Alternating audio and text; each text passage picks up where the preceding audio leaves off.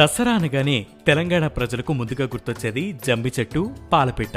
దసరా రోజు పాలపిట్ట కనిపిస్తే శుభసూచకంగా భావిస్తారు. అందుకే సమీపూజ తర్వాత పాలపిట్టను చూసేందుకు ప్రజలు ఊరి చివరకు, పొలాల మధ్యకు వెళ్లి మరీ ఎదురు చూస్తుంటారు. అసలు విజయదశమికి పాలపిట్టకి సంబంధమేంటి?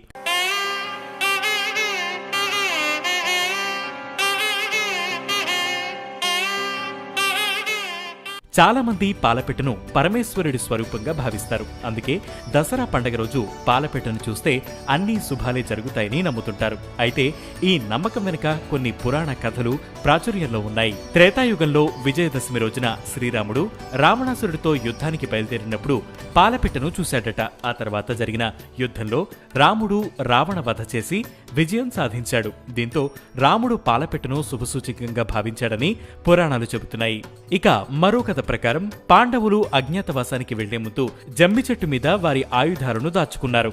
అప్పుడు ఇంద్రుడు పాలపిట్ట రూపంలో పాండవుల ఆయుధాలకు కాపలా కాశాడని కొంతమంది నమ్మకం.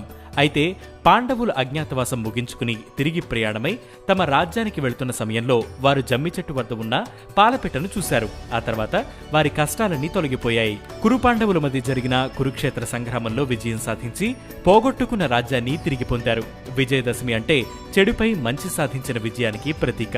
విజయదశమి రోజున పాలపిట్టను చూస్తే అంతా శుభమే జరుగుతుందని, చేపట్టిన ప్రతి పనిలో విజయం చేకూరుతుందని ప్రజల నమ్మకం. అందుకే దసరా రోజున పాలపిట్టను చూడడానికి అంత ప్రాధాన్యత ఏర్పడింది.